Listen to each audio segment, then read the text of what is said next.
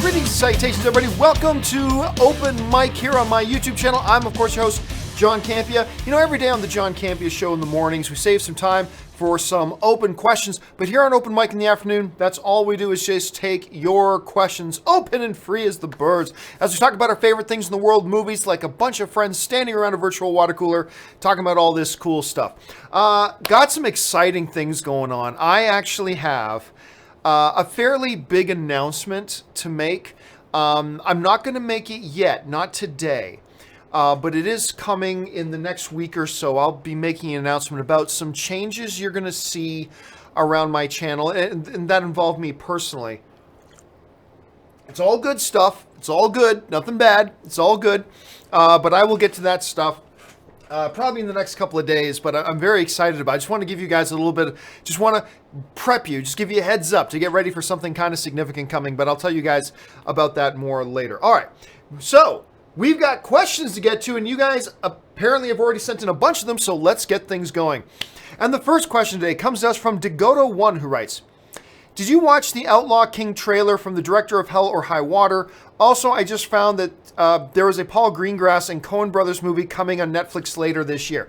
Yes, I did watch it. I didn't watch it this morning, but I watched it this afternoon as I was having my lunch.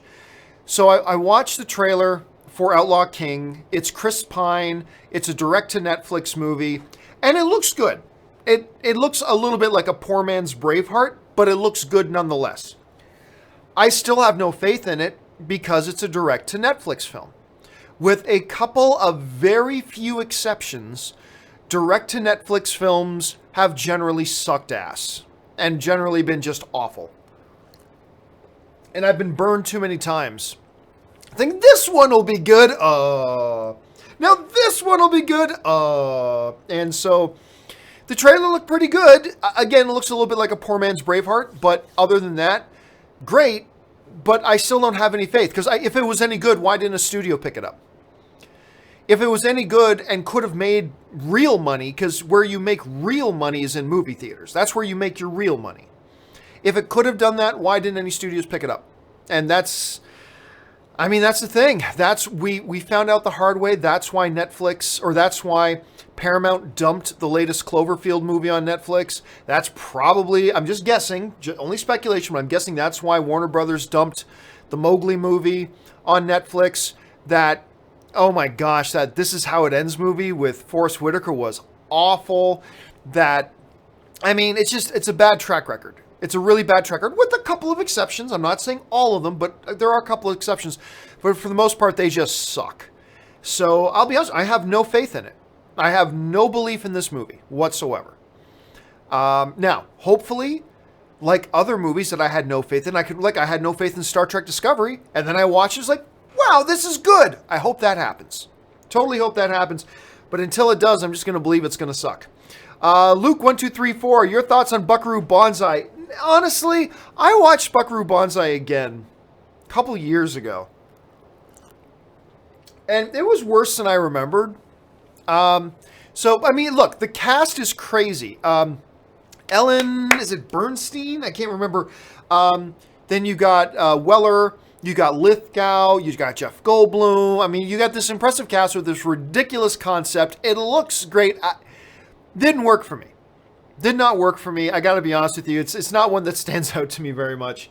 Ben Hayusa writes, hey, John, I hope for you as well to someday have Anne meet Tom Hanks. I believe you will. You can do it in Rob Schneider's. You can do it in Rob Schneider's voice from The Waterboy and so many other films.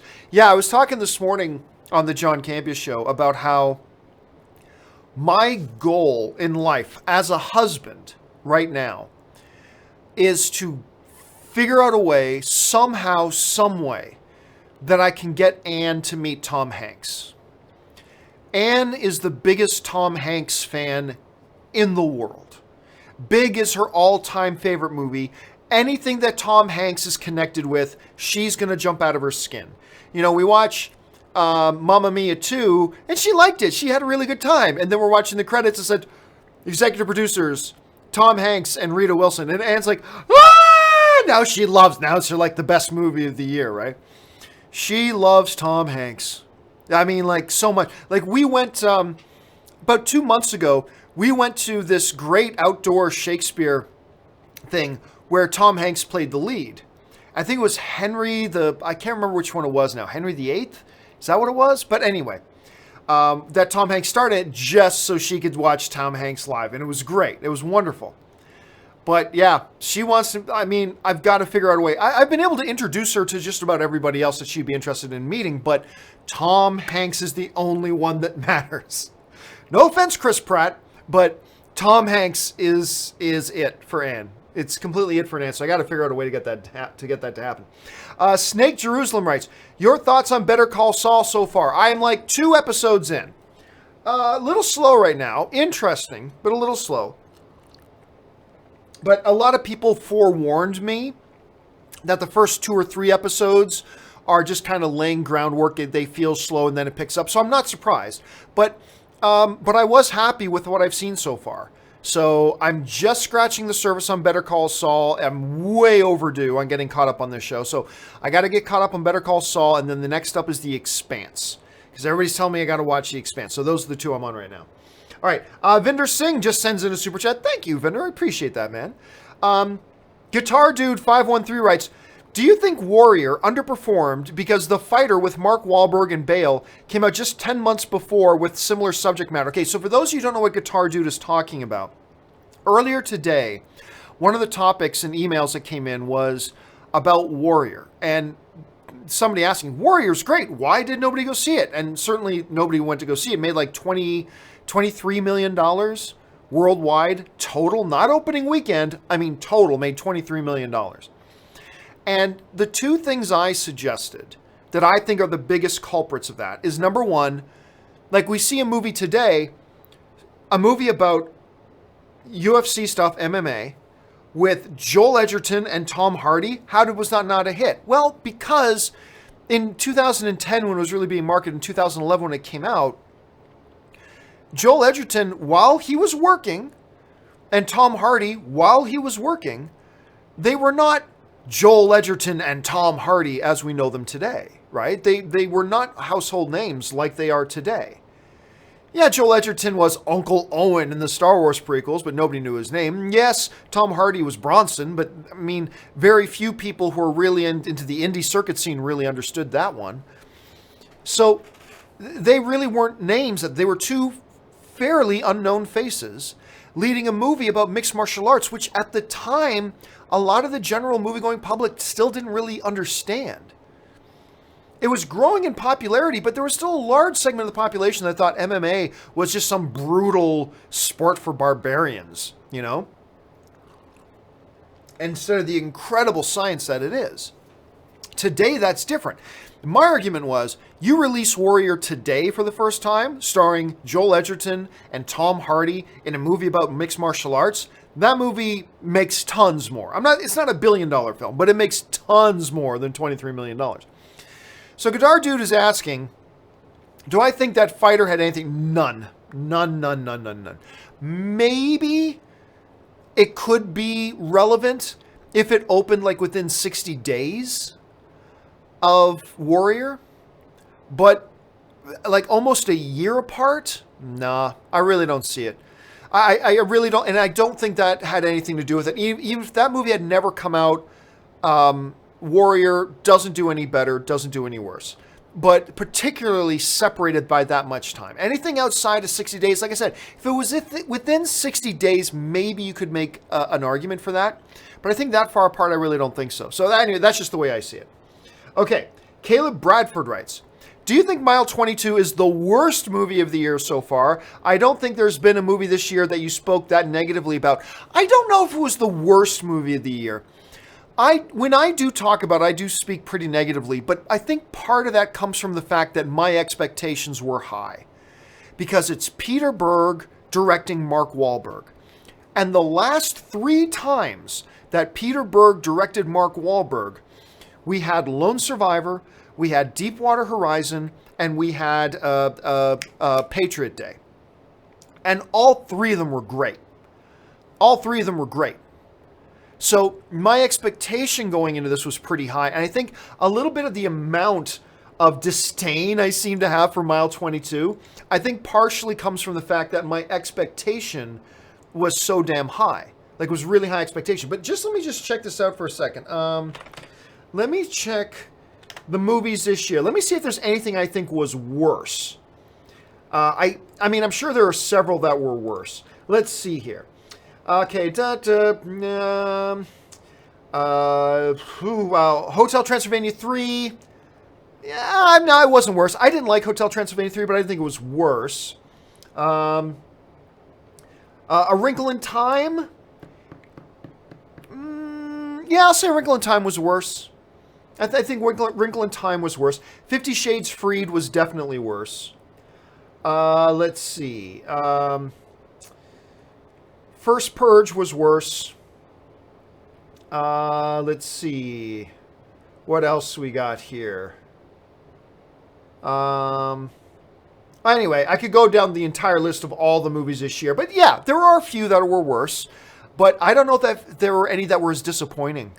Because again, the potential is just so high. Action film, Peter Berg, military stuff, Mark Wahlberg, got a guy from The Raid. The whole concept was really cool. Big action thriller. Oh my God, they crapped the bed. So yeah, but no, I wouldn't say it's the worst movie of the year. Dwight Schrute writes, save one, get rid of one.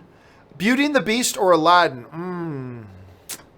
Well, I mean, it partially depends if you're talking about live action or animated. Let's assume you're talking about animated. Aladdin is awesome, but Beauty and the Beast is one of the greatest animated films of all time. It was the first animated film in history to be nominated for Best Picture at the Academy Awards.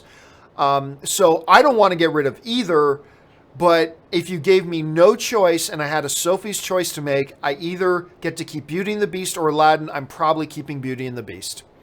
It'll pain me, but I'd probably keep Beauty and the Beast. Andrew Oldham writes, my prediction. First Captain Marvel trailer in November, dropped with Wreck-It Ralph 2. First Avengers 4 trailer in December with Mary Poppins Returns. I don't know. I don't know that I honestly think we're not going to get it till Christmas season. Really. I really don't think we're going to get it till Christmas season. Sorry. I just, my brain switched gears there to Avengers 4. I honestly think we're going to get it before October.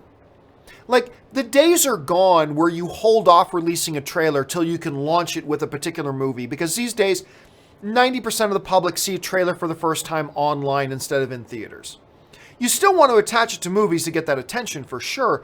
But I just don't think studios any longer plan their trailer releases around when we can attach it to certain movies. I think those days are gone.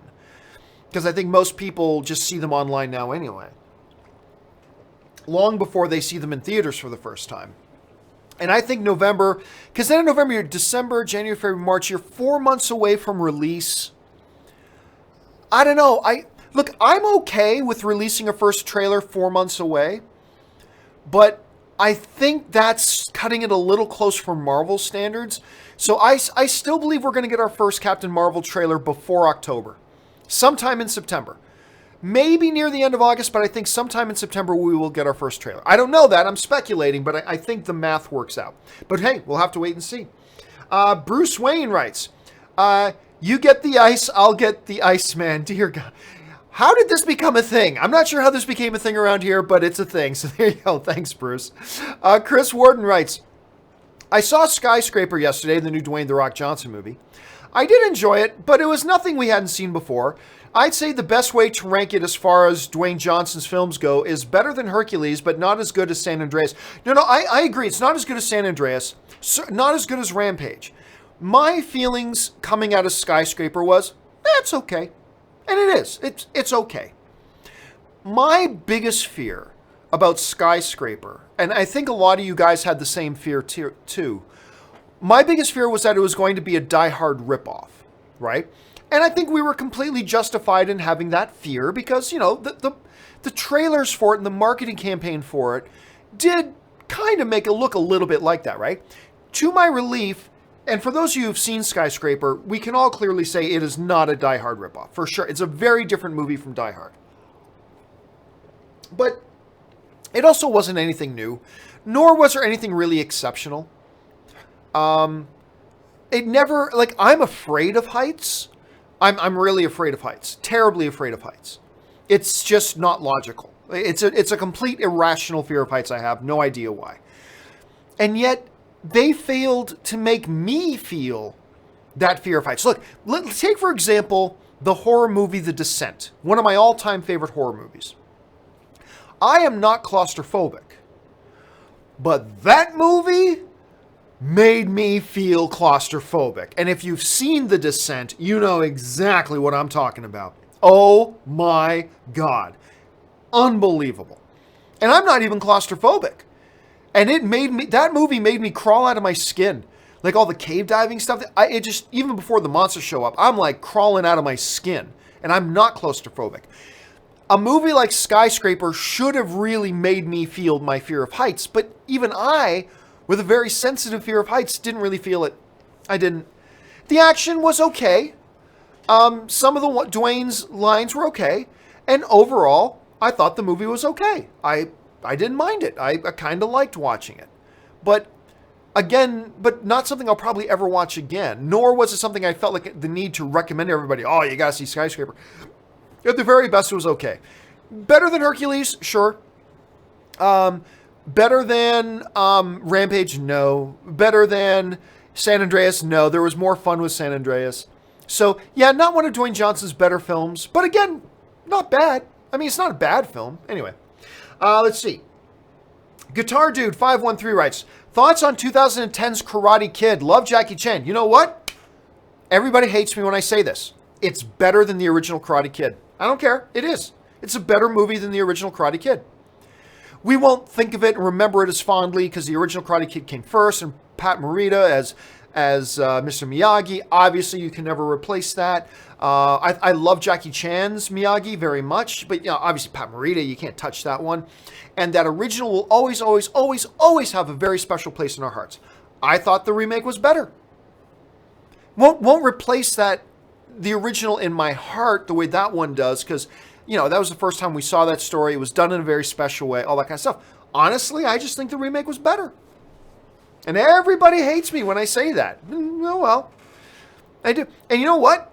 It was the first film that I saw, other than The Pursuit of Happiness, that I thought Jaden Smith was quite good in it. And I'm as critical of Will Smith force-feeding Jaden Smith in movies as much as anybody. I thought Jaden Smith was quite good in Karate Kid. I really do. And Jackie Chan was great. It had great pace to it. It felt like a new take on it. I really like it. Yeah. I'm not going to say it's one of my all-time favorite movies. It's not. But I really like that remake of Karate Kid. I thought it was quite good. Let's see. Der Wunderbar writes... let's see. John Malkovich is one hell of an actor. Indeed he is. I remember him in Red and Red 2. Those are weird ones to remember him. Did a great job there. What is your favorite movie with him in it, John? Well, first of all, let's talk about Red and Red 2. Red 2, terrible. But that first Red, so good. That first Red, I thought was funny. The action was great. John Malkovich was wonderful in it. One of the last movies I remember seeing where Bruce Willis looked like he actually cared that he was in the movie. It's a terrific cast, fun movie, really entertaining, love it. So obviously I was very excited about Red 2. Red 2, not so much. Red 2 did not work out the way I kind of hoped. But my favorite John Malkovich ones would have to be Dangerous Liaisons in 1988 or something like that. I got to look that up. What year did Dangerous Liaisons come out? 1988. Con Air. I know that's a cheesy one. That's the one with Nick Cage and the plane and everything. I love John Malkovich. He was the bad guy in that. I loved him in that.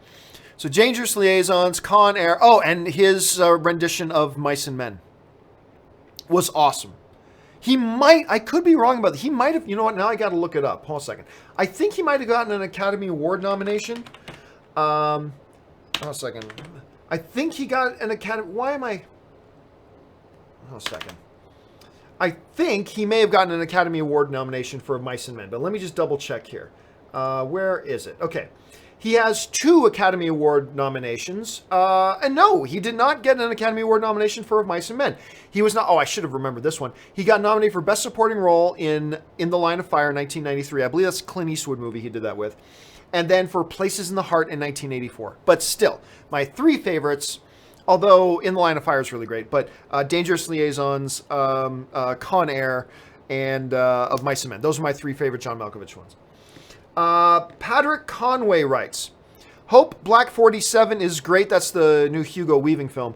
The Irish famine is so important to our culture. I just hope it's great. Also, I read Clark Gregg is 15 years sober. Oh, see? Okay, for those of you who don't know what Patrick's talking about, this morning on the John Campea show, we were talking about when the first trailer for Captain Marvel would come out. And a lot of people online started speculating that Clark Gregg, who put up the number 15 on his Instagram today, a bunch of people start speculating that means, because he's going to be in Captain Marvel, a lot of people start speculating that means the Captain Marvel trailer is going to drop in 15 days. And other people saying, no, it means the Captain Marvel trailer is going to drop on September 15th. So let me just see here, because that's a great...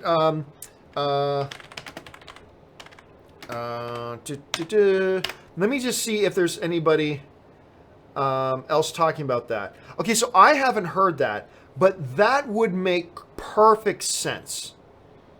That would make perfect sense.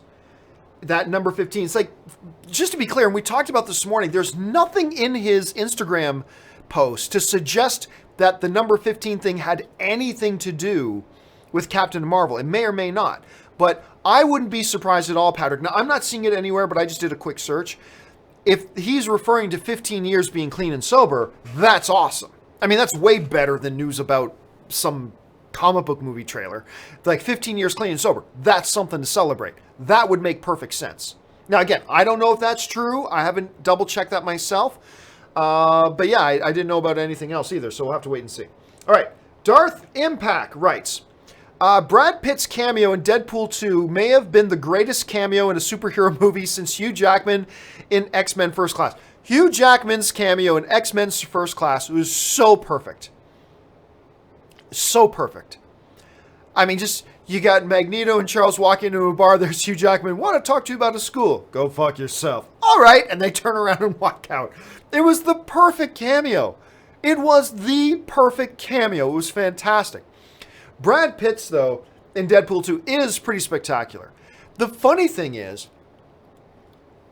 the way it's done, a lot of people weren't even sure that was Brad Pitt. Because it's done so quickly and everything, right? That not a lot of people were Brad Pitt. But I remember Ann and I, that was Brad Pitt. And the fact that they had Brad Pitt is hilarious. And we were just like, thought that was hilarious. So, yeah, it is one of the best cameos I've seen in a superhero movie for sure. Gabe, oops, sorry, had a little bit of a jump. Where'd Gabe go? There's Gabe. Gabe Schembarger writes, I know you don't, but I like the end of Inception because Dom, for the first time, doesn't care if he is dreaming or not because he is finally happy. Well, that's an interesting way of looking at it. That's a perfectly interesting and actually really legit way of looking at it. And I'm fascinated by that. I want to give that some thought. Generally speaking, I don't like the end of Inception with the whole, spinning thing because to me, it's a cop-out of an ending. Is it in reality or is it not? And the filmmaker goes, you decide. Like, to me, that's a cop-out. That's a cop-out of an ending. If you're the filmmaker, give us as an audience, hey, you know what? We paid our $15 to see this movie. We sat through the 2+ hours of it. Tell us what the resolution is. Tell us what it is. I'm not saying every movie has to lay out every answer for you, but to end the movie on that big question to me was a cop-out, quite frankly. In an otherwise brilliant movie. I love that movie. But yeah, I'm not a fan of that ending. But what you're talking about there, Gabe, that is a different way of looking at it. And maybe that was Christopher Nolan's way of saying what this is kind of irrelevant compared to what he is experiencing, which is the important thing. That's a way of looking at that I hadn't considered. So I will ponder that. That's interesting, Gabe. Thanks for bringing that up. Patrick Conway writes, hope for more Black Widow and Okoye action in Avengers 4. It was really cool seeing them fighting together because they're two of the fiercest female warriors in the MCU. They are two of the fiercest warriors, and seeing them teaming up and fighting the way they fought was awesome. First of all, give me more Okoye for anything. Okoye, I mean, between Okoye, oh gosh, and Shuri and M'Baku, like there's so many of the side characters in Black Panther almost stole the show, right? And then of course you got your antagonist in Michael B. Jordan as Killmonger. He nearly stole the show. Chadwick Boseman though was an awesome lead in it. So many of those characters. But yeah, I wouldn't mind seeing a little bit more Okoye and Black Widow teaming up and taking some fools down in Avengers 4. That would be pretty cool. Trey Gaming writes, any word on the movie Polaroid? Heard some things about it a while, but nothing for a while. There was this. So, okay, for those of you who don't know what he's talking about, and you'd be totally forgiven if you didn't, there was this little movie Polaroid. It got some marketing. It had a release date. Then the release date got pulled, and we've heard it was supposed to come out originally in 2017, like last year. Since then, nothing. To the best of my knowledge, as of right now, it still has no release date and no distributor. I think it's got a couple of international release date markets, but the last time I looked into it, I think it was like 1 or 2 countries were going to release it. So as of right now, I don't think it's getting a theatrical release, at least not in North America or any of the major markets. I don't think it's going to get one. Now, if I remember correctly, the trailer, like, this kid finds this Polaroid camera, and the things that pictures show in his Polaroid camera are like horrifying because it's a horror movie. Of course it does. But honestly, nothing else since. I think we're just going to, hopefully, sometime later this year, we'll get a chance to watch it on Netflix. It'll probably be dumped on Netflix or some other streaming service, or we can buy it or whatever. But I don't think, it doesn't look like it's getting a theatrical release unless things change. But that's the last thing that I heard about it. All right. Trevor Johnson writes, was watching some Stephen Amell workout videos. That dude's in great shape. And was wondering how the workouts are going since your tooth issue. Hope they're going great. You know what? Here's the funny thing about my tooth situation. So for those of you who don't know, like right now I'm missing that tooth. This tooth has been broken for years. I broke it in one of my classes because I got hit. No big deal. I got hit. It was an accident. No big deal. Tooth broke. I had a crown put on. So the last few years, I've had a crown on this tooth. Crown fell out, went in. They said, oh, no, the tooth's actually got to come out now. The last dentist you had kind of butchered it. We need to actually take the tooth out. So there was so little of the tooth left exposed, they had to cut open the top of the roof of my mouth, so they can get in and grab those rest of the tooth, remove the tooth, took this giant metal bolt and screwed it into my skull. And now they've given me a stay plate, which is like a one fake tooth that's supposed to pop right in there that I can wear, but I'm not vain, so I don't really care. Like Campea, you're missing a tooth. I don't really care, whatever. I can wear it, and the dentist says they want me to wear it, and maybe I should be wearing it, but it makes me talk like this. It's really weird. I should actually grab it and pop it in just so you guys can hear what I'm talking about. You know what? I'm going to do something I should never do. You're going to have 30 seconds of dead air here while I go and get this stay plate and put it in and see what you guys think, okay? Hold on 1 second. Let me get this damn thing. I'm gonna leave the audio on so you can hear me come back. Just give me 1 second.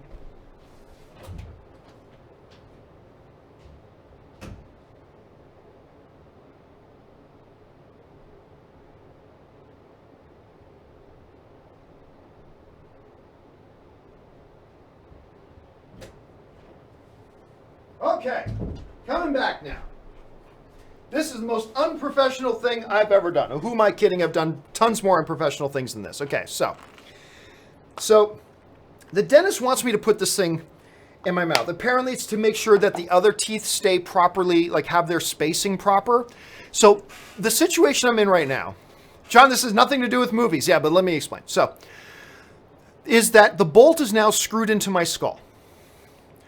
Now they want to let it sit for about 4 months to let the bone properly graft to the bolt. right? So I've just got to wait. And then in about 4 months, they'll crown it. They'll put the crown on it, and they'll cap it off, right? So then I'll have my new permanent tooth in there. In the meantime, they've given me this thing, which is a fake tooth. Okay, I'm going to pop it in. Say, hey, look, I have speech patterns. It's very awkward to talk with this thing in my mouth. It also feels kind of weird. I can get over the fact that it feels weird. That's fine. What makes it difficult, though, is that I talk for a bloody living. Talking and communicating is what I do for a living. So when I sound like this, that was ridiculous. When I sound like this, it's not so bad except for when I do my S's. Like, Sammy sells seashells by the seashore. Like, that's when it gets bad. Otherwise, it's not terrible. Like, there are certainly worse things. Otherwise, it's not terrible. But, and I know, I told that to my dentist. My dentist says, just leave it in. You'll get used to it. You'll learn how to talk with it in your mouth.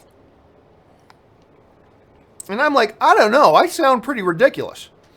And I do. I know I sound pretty ridiculous. So, you know what? Just for the hell of it, I'm going to leave it in for a couple of minutes here as we go on with the rest of the show. And you guys will just see how bad I sound. But anyway, the workouts. Workouts are going good. Ann and I, our gym is about a 15-minute walk from our place. So we get up at 5:30. We walk down to the gym. We do our workout. I'm back in here by 7 o'clock working on the day's shows, and then we do the show at 9. So they're going pretty good. So I'm back to it. So there was a side note for you guys. All right. Dave Atkins writes, Luc Besson's Angel A is amazing. Wait, so which one is Angel A?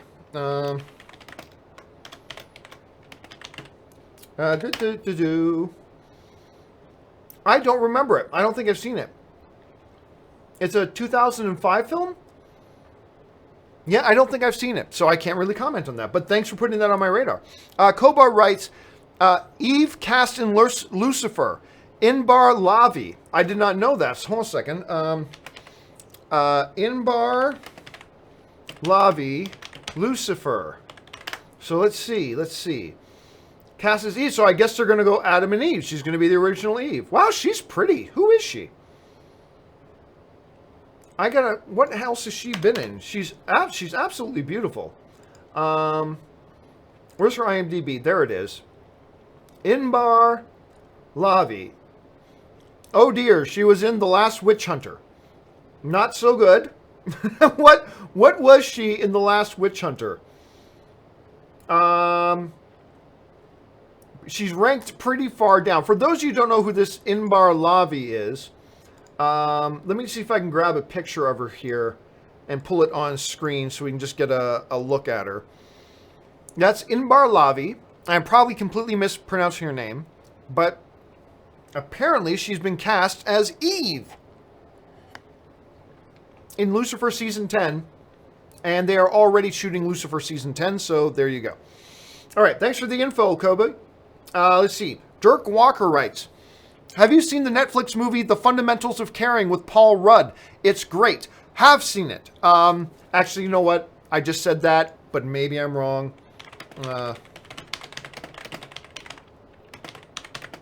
Let me just double check, because I could be wrong. I want to make sure I'm talking about the right movie. Yes, I did see it.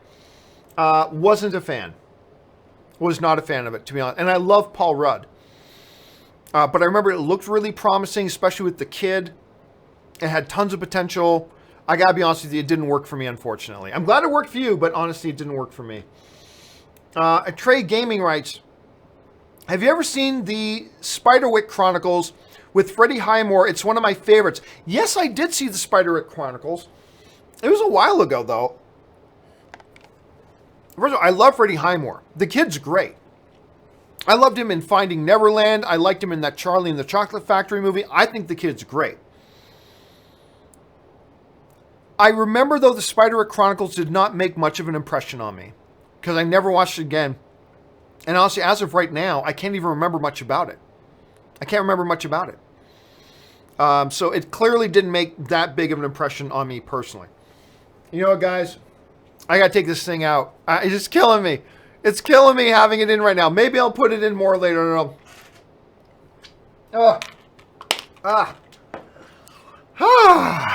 Okay, now I can talk a little bit more normal. I know. I should just leave it in and get used talking with it in my mouth, and maybe I'll get better, and maybe I'll work over it over the next few weeks. Don't give me a hard time. You're not my mother. All right, let's see.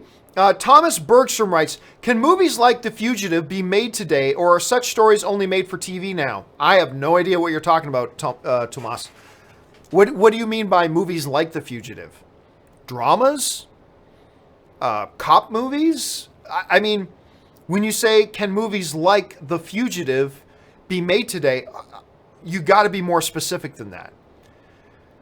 Can we get thrillers today? Yes, absolutely we can get thrillers today. Positively we can. No doubt we can.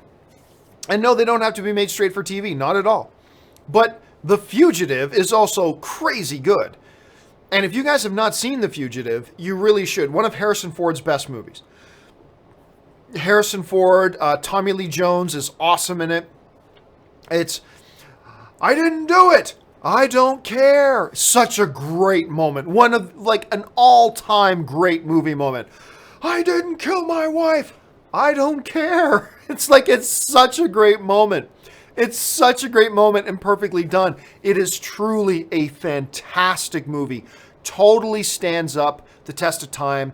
You got to check out The Fugitive if you have a case. But again, Tomas, I don't really, when you say movies like The Fugitive, movies with Harrison Ford, movies that are thrillers, movies that are action, movies that are based on old TV shows. Like I'm not trying to avoid your question. I just don't really know what the parameters of your question are. So I apologize for that. Dave Atkins writes, despite not liking Luke Cage season 2, at the very least, did you like Iron Fist? Seemed more calmer, focused, and actually had some lessons to teach Luke, along with that great fight scene towards the end. Yeah, I did. I did. They had, for those who don't know what he's talking about, in Luke Cage season 2, there was this one episode that was kind of a side episode that where Danny Rand, aka Iron Fist, just shows up and decides to help out his buddy Luke for one episode and teach him some Zen, I guess. And part of me believes, and a lot of people believe, that the whole reason they did that episode was specifically to show the audience, hey, look, everybody, we listened to you. We're making changes in the Danny character. Danny's going to be a better character now. And I think that was really, I think they specifically did that one episode just to hopefully get more people on board with Iron Fist Season 2. Because there's a lot of us who are not on board with Iron Fist Season 2. The new trailer looks good, but that first trailer was such a car wreck. That first season, was such a car wreck. Just a terrible first season. And so they're going to need to do some work to get people interested in Iron Fist Season 2. And I think a part of that rehabilitation of the Iron Fist image was having Danny in that episode. And I like the episode, I did. And I like the portrayal of the character. I like the modifications they made to his temperament and his personality. I liked what I saw. I also liked the trailer for Season 2. I did. But I'm still pessimistic because, again, that first season was just so bad, man. It was just like such a car wreck. But I will agree with you. I thought this Danny Rand we saw in Luke Cage Season 2 was a better version. If they can do entire Season 2 with that Danny Rand, might be significantly more watchable. And of course, you got Wing in there, and she's just awesome. I love her. So we'll have to wait and see how it all works out. But there are some positive signs. There are some positive signs for sure, Dave. Next, Zach Bartron writes, think we could see more development on the rumored American Idiot movie as the album goes into its 15th anniversary and the message is still relevant. I don't know. I mean, what do you do with the movie like that? That's what I've always thought. Like, for those who don't remember, a number of years ago, they said, based on the album, and this had to be like many years ago, I remember first hearing that they were going to make an American Idiot movie. And let me just check here to see if there's anything I'm missing. I mean, the first news about it was years ago. The way the synopsis on it is, the music of Green Day weaves in and out of a story about three friends who grew up together in the same small town. I mean, that's it. That's all I've heard about. I have my doubts this is a movie that'll ever actually get made, to be honest with you. And I love the album. And I think everybody loves the album. But I just don't see there's a movie there. I just don't see a movie. And I have a feeling that if somebody was going to pull the trigger on this movie, it would have been done a long time ago. Because they have been talking about this movie. It was forever ago that they first started talking about it. So I don't know. I mean, like, talking about moving into the 15th anniversary which, oh my God, talk about making you feel old. Going into its 15th anniversary, there's some possibilities still there. It's still a relevant album. It's still a very celebrated album. Could something like that happen? Like, you know, could it be their version of The Wall? Could that happen? I don't know. I got to admit I'm pessimistic about it. But it's not dead. I don't know that. I don't think it's dead. I just think the likelihood is low. But that's just what I think. I could be wrong about that. Let's see here. K Major writes, "Hey John, I'm midway through with Arrow this season, and oh my God, I'm so tired of the Laurel and Quentin Lance story. I'm still wanting to see what was your favorite episode you mentioned." Oh yeah, you haven't got there yet. You'll know it when you watch it.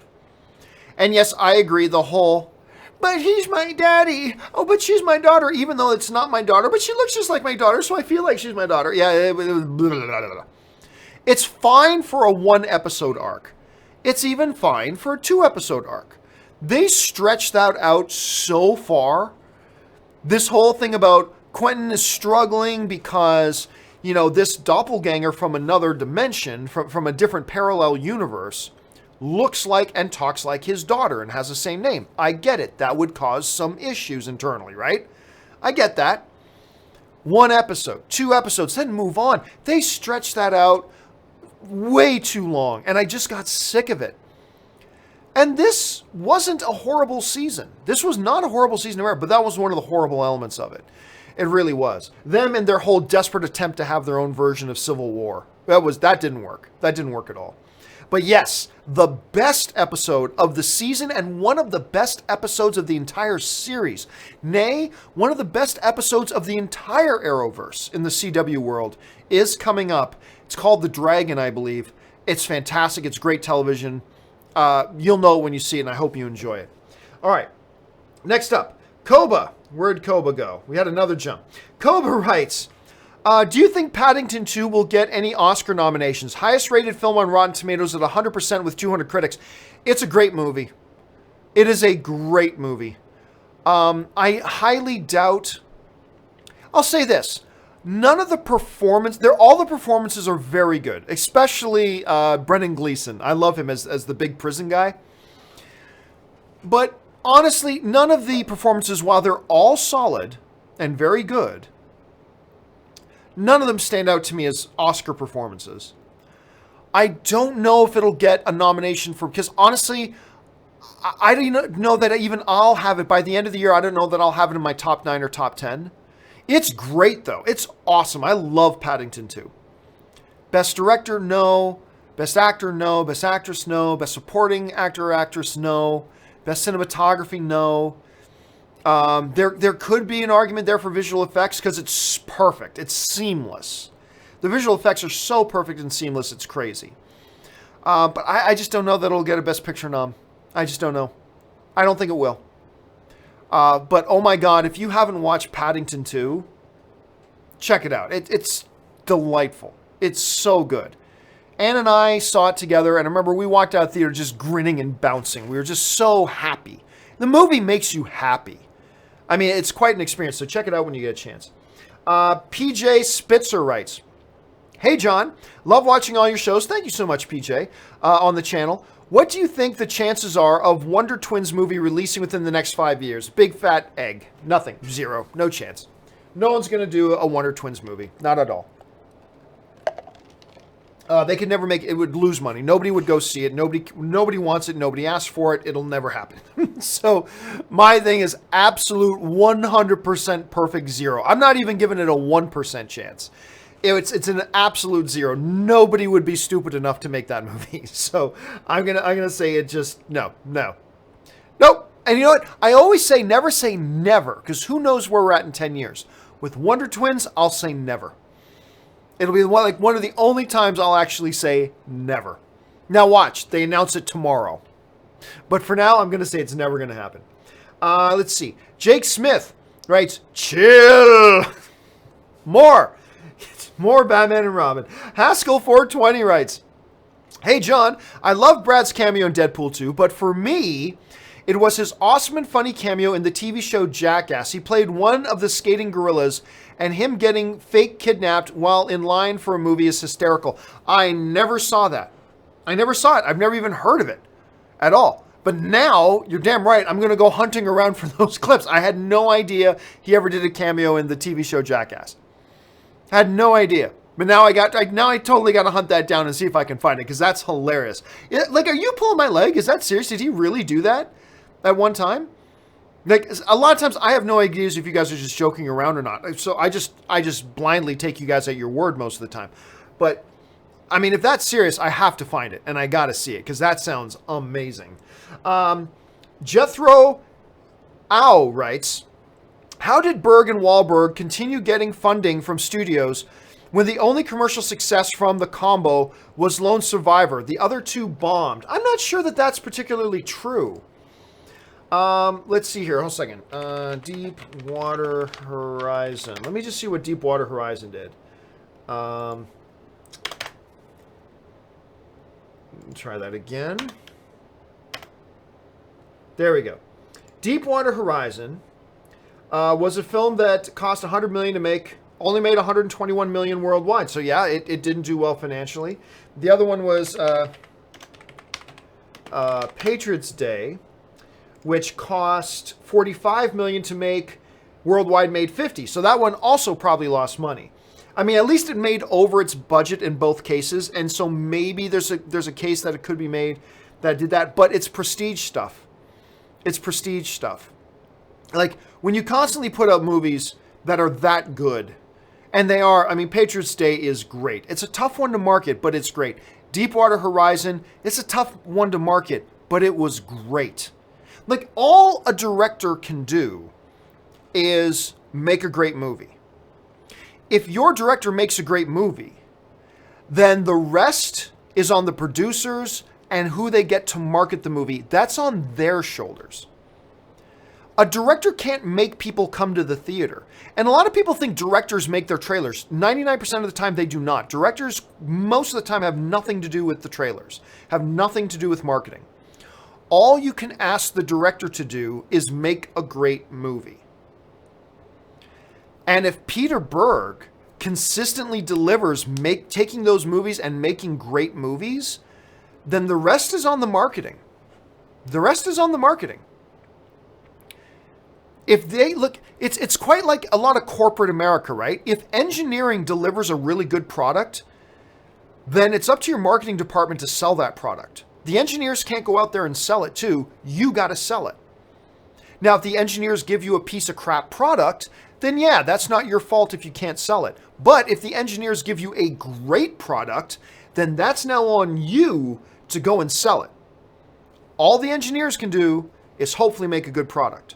All Peter Berg can do is hopefully make a good movie. And he has consistently made good movies. That's why studios will work with him. And that's why studios will put up money, because he's making great movies. So it's up to us. And if people don't go see it, that's the marketing's fault, because he made a good movie. That's on marketing. So that's why he continues to get funding and get studios behind him, because he continues to crank out really solid films.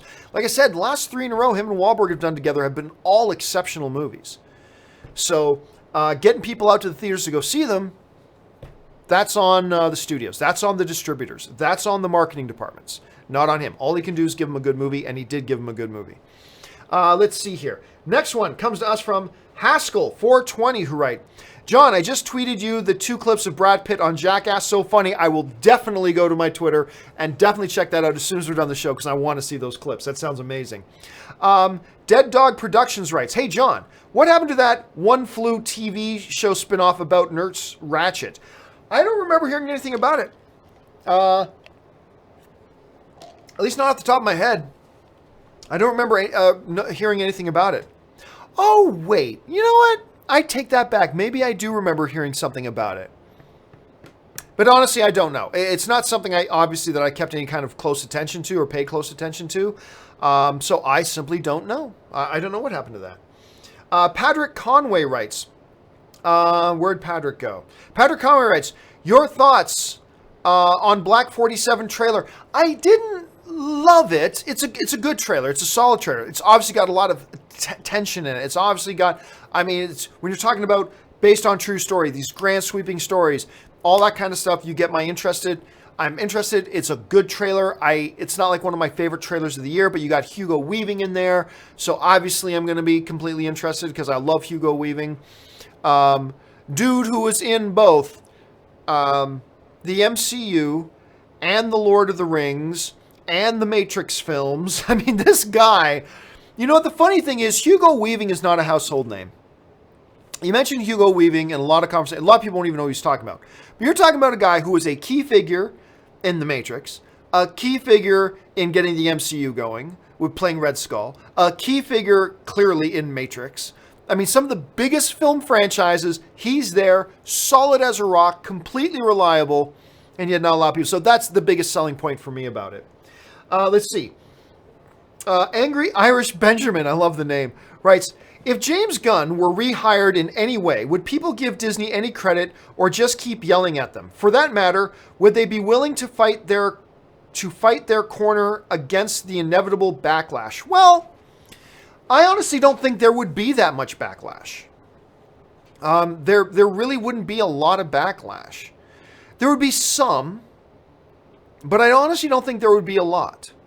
I think most rational human beings understand James Gunn, despite what some people try to say, like some people with a political agenda, they keep trying to push this fake lie of a narrative that James Gunn is a pedophile. But no, he's not. He's never even been accused. No one's ever even remotely suggested that he was. He made some poor tasted tweet jokes. And they were stupid and they were idiotic. And guess what? If he did them today, I'd say yes, fire him. But he didn't. They were 6, 7, 8, 9, 10 years ago. And he clearly at some point went, you know what? That's stupid of me to do that. I'm not going to do it anymore. And he stopped doing it a long time ago. There will also be some people who try to artificially claim that there's some kind of parallel between this situation and the Roseanne Barr situation.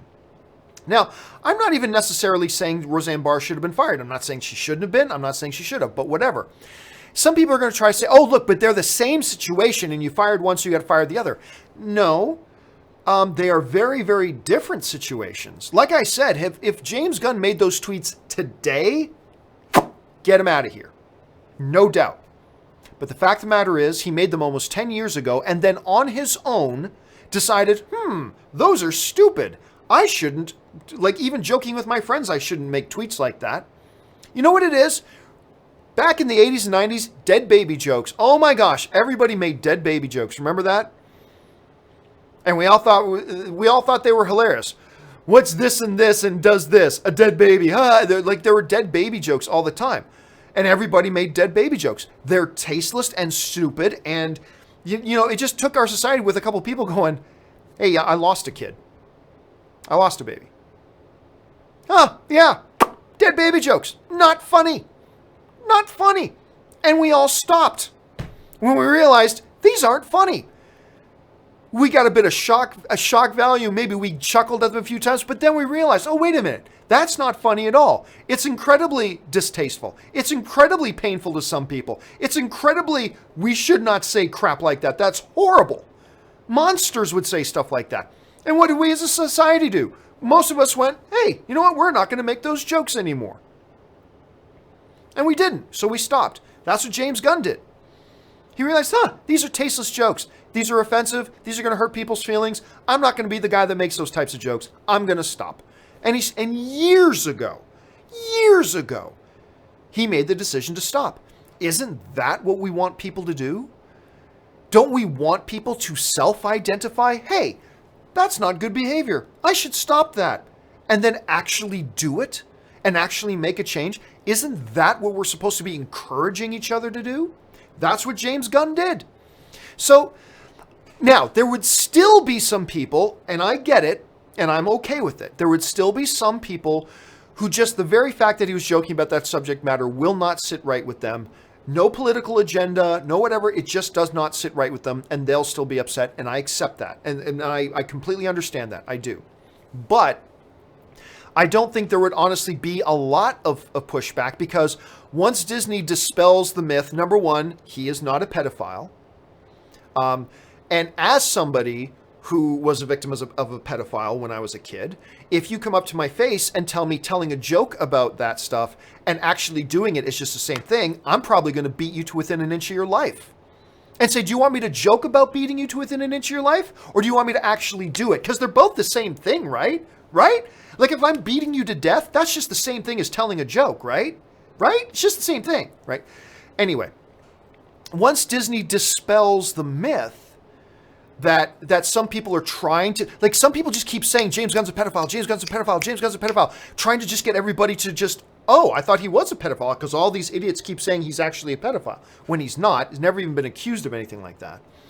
So once Disney gets rid of that, and then once Disney dispels this other fake myth that the Roseanne situation is the exact same as the James Gunn situation and lets common sense prevail. Oh, no, they're not. They're completely different situations. Once that happens, yes, there will still be some pushback from people who are offended by the nature of the tweets at all. And I get that and I respect that. But for the most part, I really don't think, after the first couple of days, I really don't think there'll be much pushback, because most people have common sense. And most people think rationally. And again, I'm not against Disney not rehiring him. It's not the decision I would make, but I get it. I do. And I respect that they made a decision to fire him. I respect the decision they made to not bring him back. That's fine. Not the decision I would have made. I don't necessarily agree, but I get it. And I'm okay with it. But if they did rehire him, yeah, I think... I really don't think there would be nearly as much backlash as people think there would be, because most people have a lot of common sense. Dirk Walker writes, what's the odds they let Sam Jackson drop the MCU's first PG-13 F-bomb before he's gone? I'm surprised they haven't done it yet. Oh, my friend, there have been tons of PG-13 F-bombs. Tons of PG, because in PG-13, you can drop 1 or 2 F-bombs. You just can't drop 3 of them. We just talked about a movie, X-Men First Class, right? With Wolverine. Go fuck yourself. That's in a PG-13 movie. You can get away with 1 drop, like tons and tons of F-bombs have been dropped in PG-13 movies, just not tons of them in 1 film. You can get away with 1. There's a couple where you can get away with 2, but you can't drop 3 F-bombs in 1 film. So it's been done. The question really is, what are the odds that they let Sam Jackson drop the MCU's first PG-13 F-bomb? I still say nil. Because if there was ever going to be a place for it, if there was ever going to be violence and death and if the MCU was ever going to drop an F-bomb and let Sam Jackson do it, that post-credit scene was the time. He's evaporating going, motherfucker. I mean, they cut him off. If they cut him off there, I don't see them letting him do it in another film. So I do not think we're going to see it in the MCU, at least not anytime soon. Because if they were going to, in my opinion, that would have been the time to let him do it. Let's see. We're just about out of time here, but I'll take the last couple of questions. Grandmaster writes, if your wife is obsessed with Tom Hanks, she must love The Polar Express. Hank plays 5 roles in this.